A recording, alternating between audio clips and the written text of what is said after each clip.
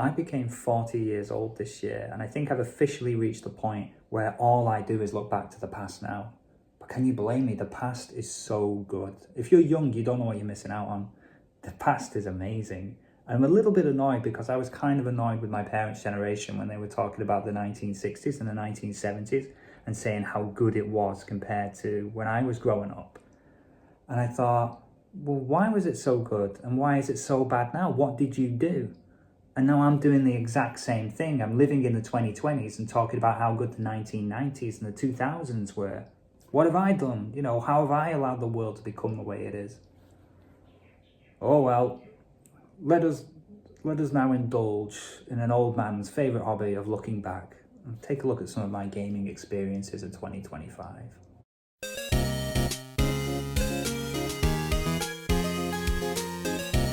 Back in January, I was visiting my parents in England and I had access to my entire old video game library. So I picked a game out of my backlog, and the game I chose was Yakuza 0. The thing I remember most about playing this game is just loving the violence of it all. Like really enjoying the violence. And sorry if this makes me sound like a maniac, but in Yakuza 0, I'm like, these guys have started on me. Now I'm going to nail their heads to the pavement with a bicycle, and it's going to be fun. And it is, it's undeniable. When I left England, the only other thing I took with me was my Vita, and I fully intended to clear out my Vita backlog over the year, but actually I only ever played like 2 games in January, and then I haven't touched it since. I always thought the Vita was a pretty slick bit of kit. I always thought it should have been more popular than it was. And if you're an early adopter of indie games, then this was a pretty good system to have. Anyway, first game I played on the Vita was a game called ZHP. And I'm a big fan of the Disgaea series, so I like to check out some of the other games that Nippon Ichi Software puts out. Unfortunately for me, I discovered pretty quickly when I started playing ZHP that it's essentially a mystery dungeon style game. If you don't know what mystery dungeons are, they're basically roguelites, but you start every run back at level 1. The dungeons are randomly generated. The combat is rubbish. You're basically just bumping into people like in the first Ys game. And when you die, you lose all of your items and you always die. So I don't understand why people like mystery dungeon games. I also don't understand why I keep going back to them. I keep trying them. It's like there must be a mystery dungeon game out there that I can enjoy. There was a game called Void Terrarium that I quite enjoyed. It's another Nippon Ichi game. And I think what got it over the line for me was the building up of your terrarium. I found that's quite nice, and it's quite a relaxing atmosphere to come back to after your dungeons. And also the cute little robot who's the main character. I think that was just about enough for me. So I quite enjoyed Void Terrarium, but that's literally the only mystery dungeon game I've ever spent any significant amount of time on. The second game I played on my Vita was one of the Tales games. Think Tales of Hearts. I feel like playing Tales of Hearts back in January was when I really noticed that my patience as a gamer is starting to run thin.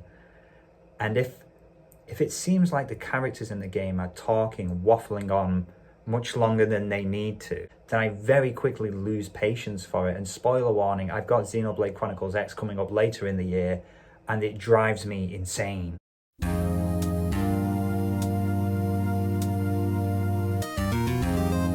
February was a month when I was very much in between games. My Vita backlog hadn't really captured my attention the way I thought it would, and I was quite busy at that time wrapping up my final weeks of being an English teacher in Japan. One of the games I did get around to trying out is I finally put a few hours into Final Fantasy XII. What I remember thinking at the time was that this game has a very strong whiff of the Phantom Menace about it. And by the time Final Fantasy XII released in the mid-2000s, you would have had the prequel trilogy, being a big part of popular culture at that time. So go and check it out. Play the opening of Final Fantasy XII. See if you agree. I think it strongly smells of the Phantom Menace.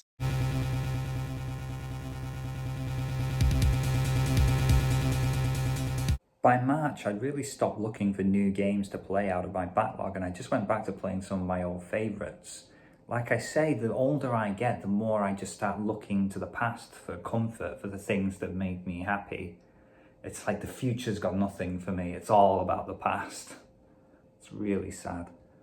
Anyway, the first game I played in March was Shakedown Hawaii, which I think links to Yakuza 0 in terms of a game where you just park your morals at the door and enjoy the sort of the liberation of it, the freedom of just causing all this chaos. I think one of the reasons Shakedown Hawaii came to mind at the time is that it's got this kind of heavy-handed social commentary about it, much like the Grand Theft Auto series that it's inspired by. But I feel that what Shakedown Hawaii is saying about capitalism, about the slow, steady decline of the quality of the products that we're buying, I feel like it's really put its finger on something that I feel like I'm experiencing in my life now as time goes by. So I don't know if you can describe that as an enjoyable experience or not, but it's kind of nice to have reality acknowledged and at the same time just enjoy the mayhem of it all. Occasionally, my partner will take an interest in a game that I'm playing, and then we end up playing it together. This is what happened in Pokemon Sapphire in April. I wasn't expecting this to happen, but on our first day of playing the game, we acquired first 3 gym badges. I don't know why we both got into it. We were both kind of fans of Pokemon in our youth, but Pokemon Sapphire, the GBA generation, incidentally, did you know you can get emulators on your phone? That's by the by. The GBA generation of Pokemon, that's not really our generation, but we really found ourselves getting invested into Pokemon Sapphire and our little Torchic, who was our starter. There was a bit of tension between us. I'm the kind of person who likes to give my Pokemon nicknames, and my partner absolutely does not. And I believe that's a divide amongst Pokemon players, isn't it? You either do or you don't. I think one of my favourite moments playing the game was when we got to the Safari Zone, because inside the Safari Zone there's like a bunch of Generation 1 Pokemon that you can catch. And me and my partner were like making noises, like a Psyduck would pop out of the grass. We're like, ooh, we're both reacting at the same time and laughing at each other for getting excited just for seeing these old Pokemon.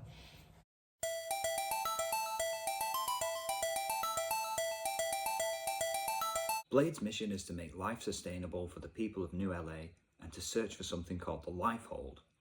This contains a large chunk of the population held in stasis. Unfortunately, the Lifehold was scattered into pieces during the crash, so this game has the same plot as Pikmin. Yeah, I'm just going to read out what I wrote in my diary for Xenoblade X. Spoilers for the whole game. So, plenty of Christmas cake left. I make one every year. So good. We arrive at the Blade barracks where everyone stands around re-explaining the opening. Blade is a terrible acronym. Next is a tour of the administrative district. The music in this area is woefully bad. At the end of the tour, we are invited to join Blade apropos of absolutely nothing. They're just like, you'll do, come on. Our first real mission is to locate a missing scout party. By the time we find the party, they are all dead, killed by a hostile alien force. Luckily, we happen upon an extremely annoying Nopon called Tatsu. Oh my god. There are 12 chapters in Xenoblade X. I checked it on Game FAQs. I'm only on chapter 5 at this point, and I'm already checking Game FAQs to see when I can finish this game. During a fight, Carter's arm is blown clean off. Oh yeah, I named my character Carter because the game's about making a map, so Carter, cartography. It's good, right? Oh yeah, Carter's arm is blown clean off. It transpires that Carter and every single crew member of the White Whale are robots being remotely controlled from the Lifehold. Also, the giant percentage readout on Blade Tower is actually a countdown to when the Lifehold loses power. If this happens, the humans inside will die and humanity will be extinct. I don't know why the game waited 22 hours to spell out the stakes and establish a ticking clock. Why would you do that? I thought I was screwed. I was on an affinity mission helping an elf-like character to investigate a giant ring in the desert. I had 2 objectives with the same description: to investigate a terminal on the ring. Got 2 terminals, 2 objectives. After investigating 1 terminal, the mission stopped tracking on my HUD. I tried activating the follow ball, but the game asserted that the objective was already completed. Oh dear. At least I could still see where I was supposed to go by checking the map. Unfortunately, the second terminal was a bastard to get to. No matter how I tried, I couldn't get close. Sheer cliff faces would funnel me into encounters with monsters way over my level. I would try to sneak by, but I always got spotted and stomped. If a high-level mob clocks you, you might as well quit the game. Running almost never works. That was my experience with the entire first half of this game. If you get spotted by a monster that's above your level, that's it. Just quit to menu. You'll never outrun it. These guys will chase you to the ends of the earth. It's insane. I wrote those exact words in my diary. These guys will chase you to the ends of the earth. I one time made it to the terminal location, but some giant ape was hot on my tail and I couldn't find anything to interact with before I was pounded. Do you have to be out of combat to interact with the terminal, or is the quest broken? Eventually I made it to the terminal unmolested. Thankfully I was able to complete the mission objective and move the game forward. But my God, I was mentally preparing to just start the game over again. And I just, oh my God, it was like, do I carry on with this game or not? This was the point where I thought, maybe I'm never going to finish this game. After clearing chapter 6 at the 36-hour mark, a prompt appears telling me to go see Vandam about getting a Skell license. Here we go. I speak to Vandam and he hands me 8 quests, one for each division that I must pass to get my hands on a license. Bastard, I knew it would be a pain in the arse. 36 hours before I'm even given the opportunity to obtain one of these robots, and even then you have to do 8 separate quests to get it. I mean, they make you work for it, don't they? This game does not want me to have a Skell license. I'm wandering around looking for collectibles that aren't there and trying to fight monsters that haven't spawned. The quest description states that the monster I'm looking for rarely appears. Why? If I'm supposed to fight it, just put it there. Stop wasting my time. At the 40-hour mark, I finally obtain my Skell. It's great. However, in keeping with the game's needlessly complicated nature, the Skell is accompanied by a deluge of tutorial boxes, including one detailing Skell insurance. Why is that part of the game? How can we make giant robots a pain in the arse? I'll give them insurance. Having a Skell is like playing with cheat codes. I zoom from objective marker to objective marker, data probe to data probe. Aggressive mobs eat my dust. I can go where I like, finally. I start chapter 7 and finish it within what feels like 20 minutes. Another piece of the Lifehold is discovered and blown up by the bad guys. Why do they hate humans? There better be a good reason. Spoilers, there isn't. I have no idea what cockpit time does. Why isn't the game explained to me? I just have to go to like game FAQs or something to read up. How does overdrive work? What is cockpit time? How do you trigger it? What does it do? I'm sure somewhere in the menus there's like a tutorial, like a really long bit of text that explains exactly how all this works. All my questions are answered. I don't have to go to the internet. But the point is, it's 10 times easier to go to game FAQs and have someone else explain the game to me than to just try and understand the game by playing it. Chapter 12, we come to the end. The Lifehold is a gigantic structure floating above the ocean in plain view. It is inconceivable that this thing was remotely difficult to locate. I fly to the entrance in my Skell. The characters explain that the power is about to fail. There are 15 minutes to go before humanity becomes extinct. They stand around like they are waiting for a bus. There is no sense of urgency, barely a hint of emotion on anybody's face. This accurately reflects my own face, which perhaps shows only a trace of impatience. Inside the core, something is amiss. Elma drags her heels with an explanation and is interrupted by the final boss. The boss is nobody. Some evil guy who has popped up chatting cryptic nonsense in a handful of cutscenes through the second half of the game. He talks some more about the failsafe and the Great One. It means precisely nothing to me. All I know is I have to beat this guy to continue. Lau appears and falls into the pool of DNA with Luxor. Luxor dissolves like a sugar cube, while Lau transforms into a monstrosity. After a couple of attempts, I crush Lau with a sweet overdrive combo. Elma reveals herself to be an alien. It was Elma who came to Earth to warn humanity of the... I keep almost saying Elmo. It's really distracting. It was Elma who came to Earth to warn humanity of the coming war and help them prepare. After the credits, it is revealed that the database has been in ruin all along. The planet Mira holds some mystery that will be explored in a sequel. Not likely.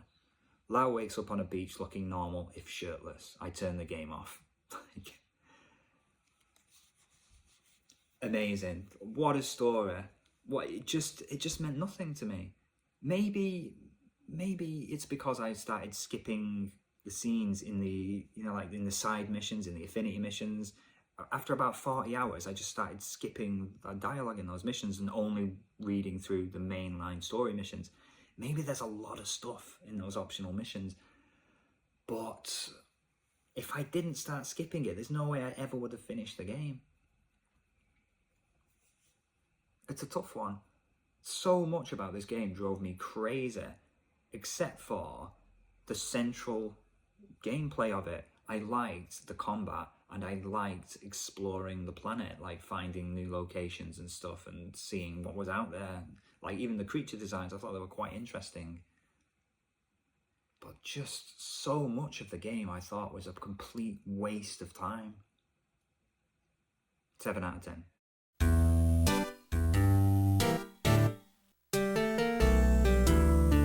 Even the greatest games in the world have got that bit. This is Arkham City. It's one of my favourite games of all time, but here's that bit. Okay, here we go. So you dive down, and then you got to get through the tunnel. Don't put... Ah, Christ, that was bad. I swear I've tried this 100 times already, and every time you do it, you got to go back. One more go. Right, not too much, not too much. Too much. Yes, no. Oh, that was dreadful. Oh my God. Here we go. Not too much. Yes. It's looking good. Oh, you're kidding. Right, no. Here goes. Yes. Feeling good. Nope. This is it. This is the one. I can feel it. Yes. Pull up a bit. Not too much. There we go. Yes, mate. Yes. What a feeling. Doing anything on Arkham City feels incredible. It's easily one of my favourite games of all time. I played it on 360, I played it on PS3, I played it on Wii U, and now I've played it on the Switch as well. Just, the past is where it's at, I'm telling you.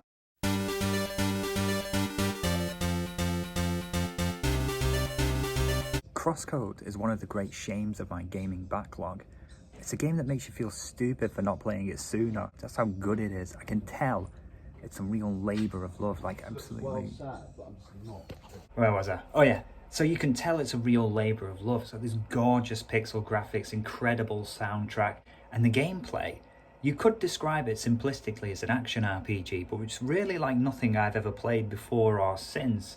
It's almost got dual stick controls where you have ranged attacks and melee attacks and they combo into each other. It takes effort and thought to play this game. I think that's why I haven't finished it yet. I often play games to just relax and I want something that's comfortable and familiar. Whereas Crosscode, I think, is quite demanding as a game. You really have to think about what you're doing. The dungeons, you're not just fighting your way through monsters and then a boss and then it's over. The dungeons are often designed with these complex puzzles. There's one dungeon in particular where it took me so long to figure out the way to defeat these enemies is to get them into a certain state and then bump them into each other. It just never occurred to me, but I accidentally did it and then In fact, I accidentally did it a few times before I realised what I'd done. It's been on my backlog for a long time, and it's a game I do intend to finish.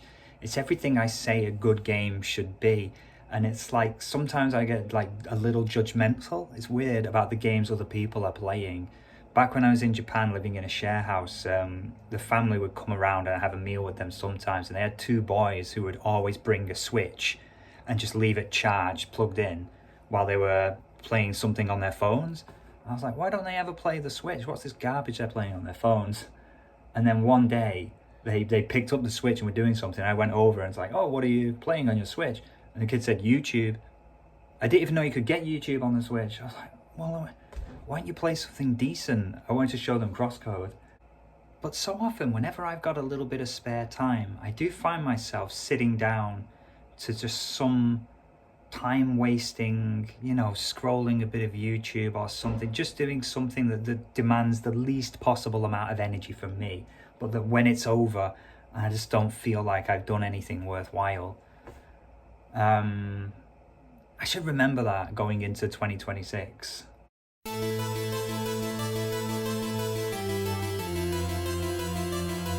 Dungeon crawlers. I've convinced myself that I love them, but I never finish them. Why is that? Let's find out. This is Alice. She gives us the missions. Your mission is a standby mission. Great. Teachers affiliated with the Academy Teaching Association will assist you by providing their knowledge of the X.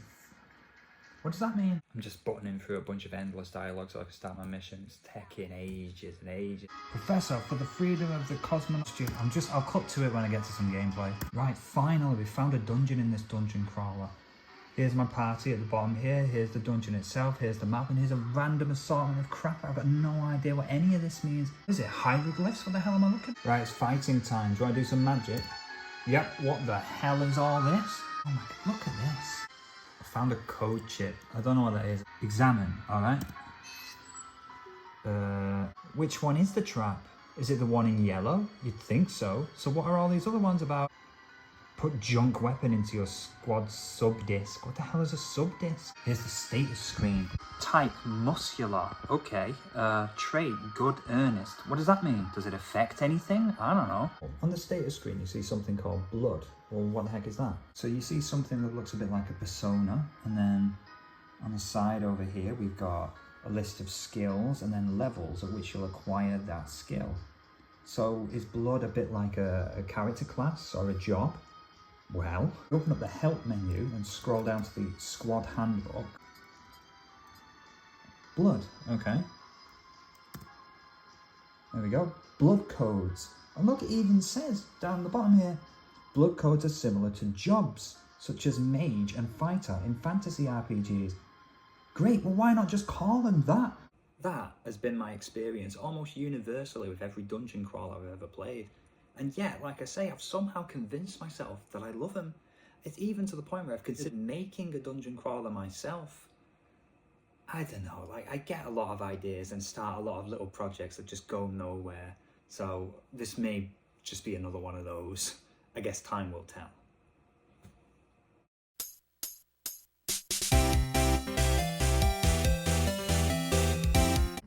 In September, I played a game called Thank Goodness You're Here. It was a birthday present from my brother, and I guess he must have thought I was feeling homesick because it's like the most British thing I've ever played in my life. The humour of it is kind of clever, and it's stupid, and it's surreal as well. Essentially, you play as a little tiny dude wandering around this town somewhere in the north of England and just encountering a cast of strange people and helping them out with their problems. It's not a typical adventure game in that you're not going through like dialogue trees or solving inventory puzzles or anything like that. It's more like a bit of interactive animation. You're just exploring and finding these funny little things and just coming across strange events happening, and you just sort of take it in as the game unfolds. I thought it was a very pleasant, if quite short, but very pleasant experience, and I was chuckling along all the way through. One thing the game did do for me though, this was at a time when I had given up on Nintendo. I was sick of their garbage, I was sick of the way they'd raised the prices of games, they raised the price of old hardware, they're mucking about with game key cards, pulling their games from charity events, patenting game mechanics. I said, that's it, Nintendo, no more of my money, that's it. I'm never spending a penny on Nintendo games again. So I started to migrate my games library from the Switch to the PC. So I played Thank Goodness You're Here on Steam, and I realized, it was quite easy to collect the Steam achievements on Thank Goodness You're Here, and I got like 100% on it. I thought, that felt good. And I remembered like my old days of achievement hunting on the 360, and I thought, I haven't done a bit of achievement hunting in a long time, maybe I can get into that. What's the worst that can happen?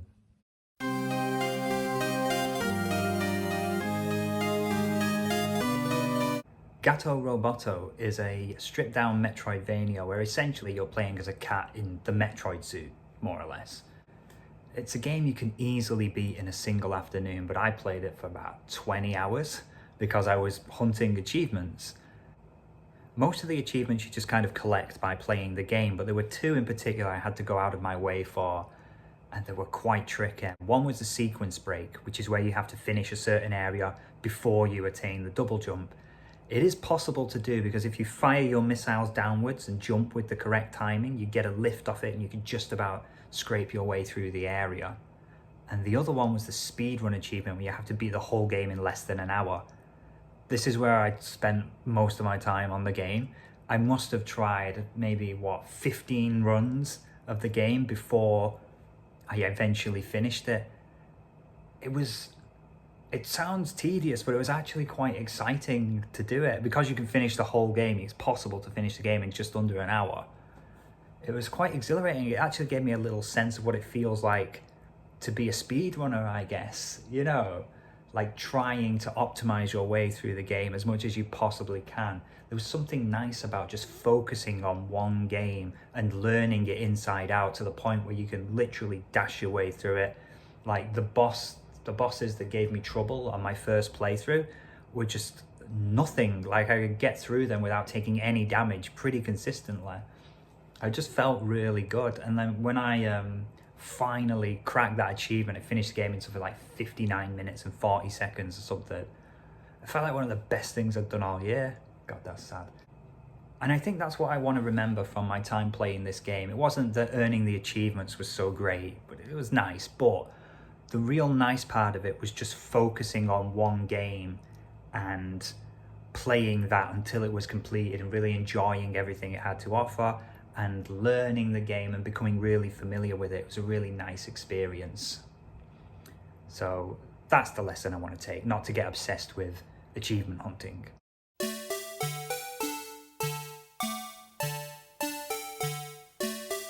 So of course I became completely obsessed with hunting achievements on Disgaea. In Disgaea, of all games. There's one achievement in particular for dealing 10 million damage in a single hit. Do you have any idea how surplus to requirements 10 million damage is in the first Disgaea? It's just simply unnecessary. But hey, you know, that's Disgaea. That's like the theme of Disgaea, isn't it? It's all unnecessary. It's all excessive.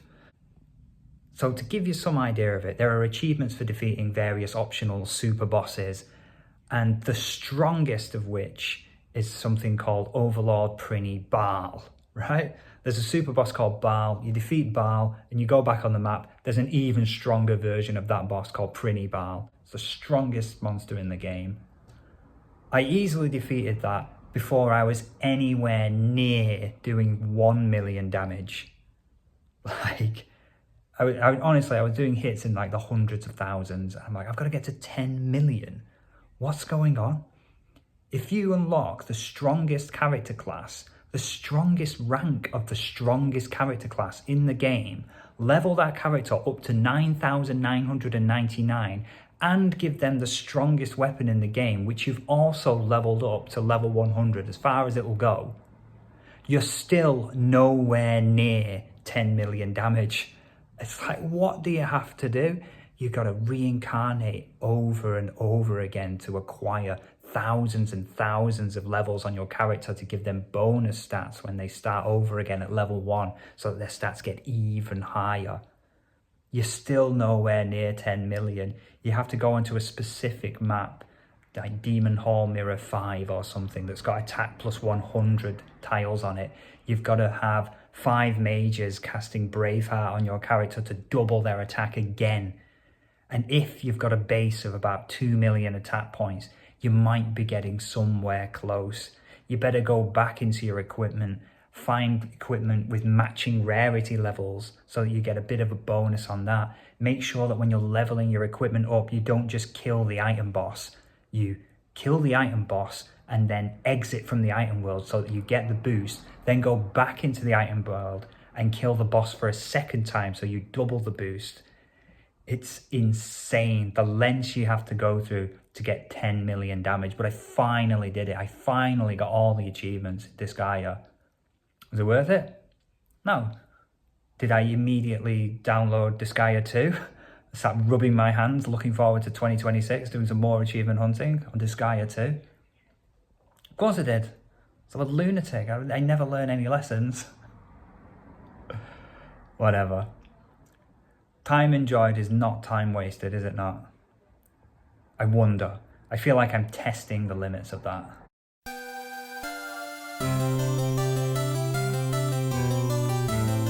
So that brings us to the end of the year. The game I started in December was Blasphemous 2, and I'm sure it's a game I'll be playing for many months to come, especially considering I'm playing on a clunky old laptop, which I don't have a controller for. I'm playing Blasphemous 2 with WASD. it's still brilliant. It's a little trickier than playing on a controller, but I beat the first few bosses. I'm going up in the world, but I feel the difficulty is starting to ramp up a bit now. But it's just so good. It's like I said about crosscode before. Sometimes you start playing a game and you just think to yourself, I'm an idiot. Why did I waste so much time playing Cookie Clicker on my iPad when I could have been starting Blasphemous 2? This thing is fantastic. I love trying out all the different weapons. It feels so satisfying to pull off a block at just the right time and counterattack. It's great. Anyway, it's been a heck of a year, I tell you. I started 2026 in England. I was visiting my parents for Christmas. And I came back to Japan. I did my last few months as an English teacher in Kesanuma up in the north of Japan. After that, I moved to Australia with my partner. I studied the TESOL. I worked in a language school for a bit on a junior holiday program, showing a bunch of teenagers around Melbourne. Let's not get into it. And now I work in a ramen shop, of all places. I remember in the interview, the guy said, why do you want to work in a ramen shop? And I said, well, I love ramen. You know, it's a part of me exploring Japanese culture, which I've come to appreciate more and more over my life. And the other thing is a bit of job security. I'd like to have a job where I feel like the job will still exist 12 months from now. I mean, I don't feel that AI is going to learn how to make ramen anytime soon.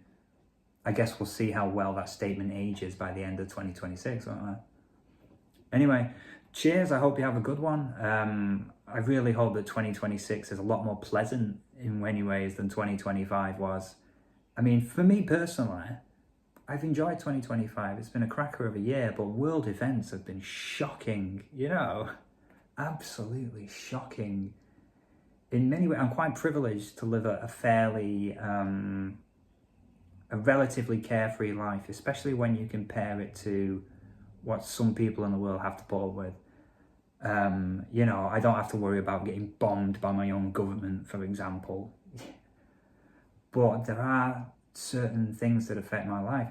Like the job market is really tough. It took me a long time to get this job in the ramen shop, and I've been watching my finances go down, down, down, down, you know, over the course of the year. Hopefully in 2026, I can stabilize myself a little bit. Anyway, look, good luck out there, and I'll see you again soon, maybe. Take care.